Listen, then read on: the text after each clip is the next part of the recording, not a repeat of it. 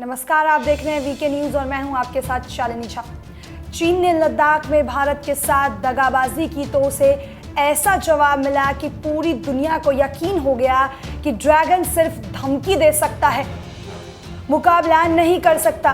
भारत ने लद्दाख में पैगोंग इलाके की ऊंचाई वाली पहाड़ियों पर न सिर्फ कब्जा किया बल्कि चीनी पीएलओ को खदेड़ा भी। अब लद्दाख में भारतीय सेना ने वास्तविक नियंत्रण रेखा पर अपनी स्थिति मजबूत कर ली है।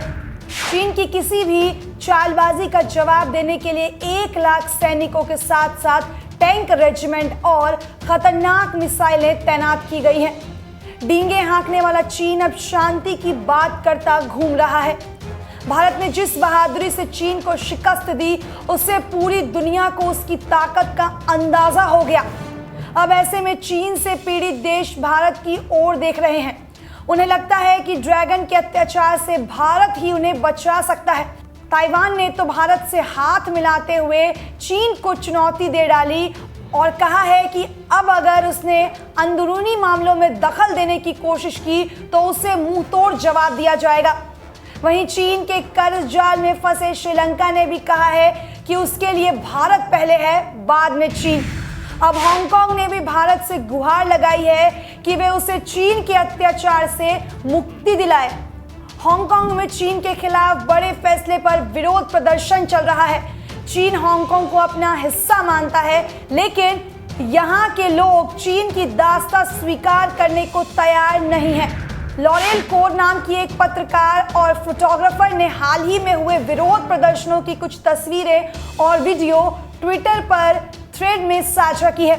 तमाम तस्वीरों में वहां के लोग हाथ में भारत का झंडा लेकर प्रदर्शन करते दिख रहे हैं। जब उस व्यक्ति से पूछा गया कि उसके पास भारत का झंडा क्यों है, तब उसने कहा, भारत चीन से लड़ रहा है, इसलिए भारत हमारा दोस्त है।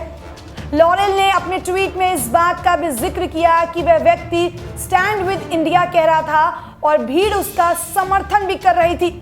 मीडिया रिपोर्ट्स के अनुसार पुलिस ने दर्जन भर लोगों की घेराबंदी की और उन्हें दीवारों के सामने खड़ा कर दिया। उन्हें हथकड़ियां लगाकर अपने साथ ले गई। पुलिस का कहना था कि हांगकांग की आज़ादी के लिए लगाए जाने वाले नारे लोगों में अलगाव की भावना पैदा करने के लिए और राष्ट्रीय सुरक्षा को नुकसान पहुंचाने के लिए लगाए गए थे। चीन के राष्ट्रीय दिवस के मौके पर हांगकांग के नागरिक चीनी सरकार का विरोध करने के लिए सड़कों पर उतरे थे। लोकतांत्रिक व्यवस्था के समर्थक ये प्रदर्शनकारी लगभग 1 साल से सड़कों पर विरोध कर रहे हैं। जब से चीन ने प्रत्यर्पण विधेयक पारित किया था, इस विधेयक की मदद से अगर कोई व्यक्ति अपराध करके हांगकांग आ जाता है तो उसे चीन वापस भेज सकता है। इसमें ताइवान भी शामिल है।